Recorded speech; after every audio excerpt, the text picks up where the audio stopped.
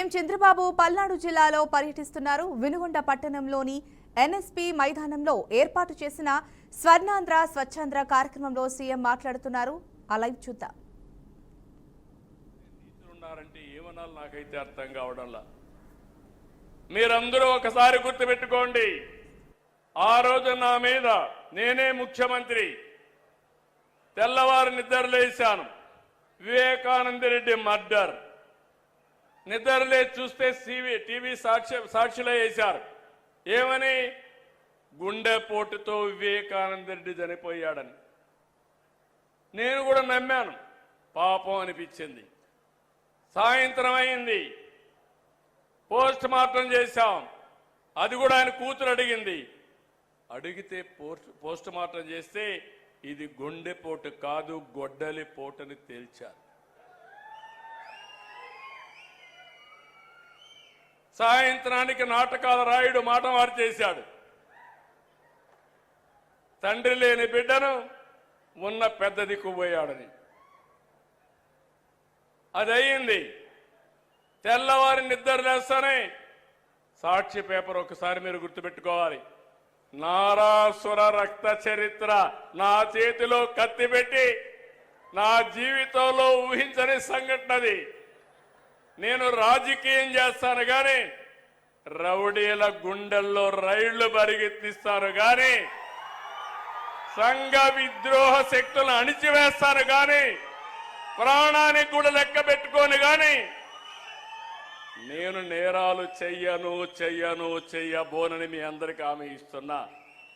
అది నా నిజాయితీ, అది నా యొక్క జీవితం అంతా కూడా మీరు చూశారు. అలాంటిది పాపం ఆ అమ్మాయి కూడా వాళ్ళ చిన్నాన్న కూతురు మోసపోయింది. తర్వాత తెలుసుకునే కొద్దిగా లేట్ అయిపోయింది. ఇప్పుడు తిరుగుతా ఉంది. సెక్యూరిటీ కూడా పెట్టుకొని తిరిగే పరిస్థితి వచ్చింది.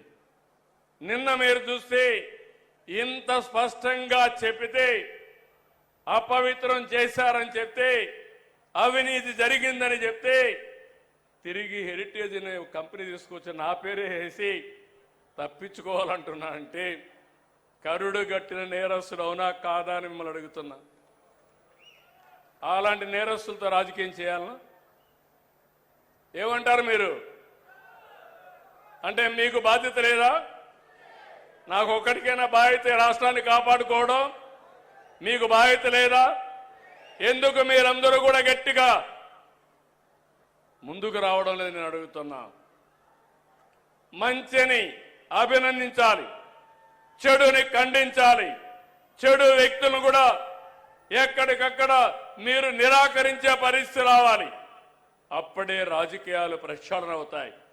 అట్లా కాకుండా ఏదో చిన్న దీని మీదనే ఆలోచిస్తా కూర్చుంటే నాకెందుకు వచ్చిందని మీరు ఇంట్లో పడుకుంటే 5 ఏళ్లు మీకోసం నేను కష్టపడ్డా.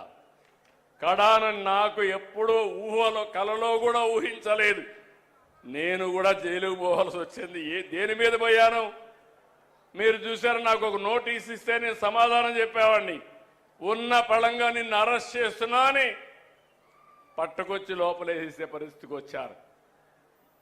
కానీ దేనికోసం పోరాడాను?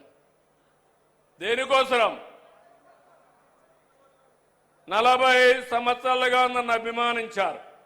ఎవరికి ఇవ్వని గౌరవం నాకు ఇచ్చారు. సమైక్య ఆంధ్రప్రదేశ్లో కానీ ఈ రాష్ట్రంలో కానీ మీరు కష్టాల్లో ఉన్నారని, ఇబ్బందుల్లో ఉన్నారని, దౌర్జన్యాలు ఉన్నాయని నేను కూడా పారిపోతే ఈ రాష్ట్రం ఏమవుతుందని ఆలోచించి నా ప్రాణం పైన పర్వాలేదు, ఈ రాష్ట్రాన్ని కాపాడడం కోసం ముందుకు పోయాను.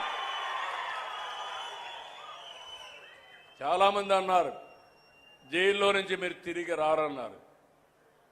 నేను ఎప్పుడూ భయపడలేదు. నేను ఒకే మాట చెప్పా, నేను 23 క్లెయిమోర్ మైన్స్ నా మీద వేసినప్పుడే భయపడకపోతే దీనికి నేను భయపడనని చెప్పాను. ఒక పద్ధతి కోసం, ఒక పర్పస్ కోసం ఉన్నప్పుడు భయపడను. అది నా నైజం. ఇప్పుడు చూస్తే నిన్న సాక్షాత్తు వెంకటేశ్వర స్వామి ఫోటో కూడా కౌన్సిల్లోకి తీసుకెళ్లిపోయారు. ఏం తమ్ముళ్ళు, ఇది మీకు న్యాయం అనిపిస్తుందా? న్యాయం అనిపిస్తున్నానని మిమ్మల్ని అడుగుతున్నా. ఇలాంటి వాళ్ళతో నేను రాజకీయం చేయాలని మిమ్మల్ని అడుగుతున్నా. చెప్పులు వేసుకొని వెంకటేశ్వర స్వామి ఫోటోలు తీసుకొని ఇసిరిసేస్తారు. అంటే ఏంటి మీ అజం, ఏంటి మీ అహంకారం? మీ అహంకారం అంతా ఒకటే, ఒక రాజకీయ పార్టీ అని. శివుడి తల మీద పాముంటే మనం ఏం చేయలేము ఒకసారి, అదే అనుకుంటున్నారు. నేను తప్పకుండా శివుడు తలపైన పాముంటే నమస్కారం పెట్టి శివుడికి దాన్ని బయట తీసుకొచ్చి పాముని ఏం చేయాలో అది చేస్తామని చెప్పి కూడా నేను మీకు తెలియజేస్తున్నా. ఎవరి కోసం ఇది? మీకోసం అవునా కాదా? పల్నాడులో ఏం జరిగింది? రాజకీయాలు ఏంటి? ముఠా కక్షలు. రాయలసీమ మొత్తం ముఠాల్ని పూర్తిగా అణిచివేసి ఈరోజు రాయలసీమ కరువు సీమ కాదు, రతనాల సీమని హార్టికల్చర్ హబ్గా తయారు చేస్తున్నారు. నీళ్ళిచ్చా హార్టికల్చర్ హబ్ చేస్తున్నా, రైతాంగాన్ని బాగు చేసే బాధ్యత తీసుకున్నా.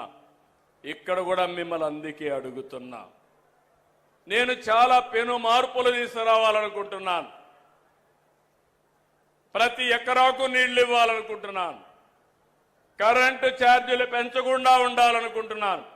మన పిల్లలకందరికీ ఉద్యోగాలు ఇవ్వాలనుకుంటున్నాను. ప్రతి ఒక్కరికి ఐటీ నేర్పించాలనుకుంటున్నాను. ప్రతి ఒక్కరు కూడా కష్టపడి పనిచేయడమే కాకుండా స్మార్ట్గా పనిచేసే విధానానికి శ్రీకారం చుడతాను. మీ జీవన ప్రమాణాలు పెంచుతాను.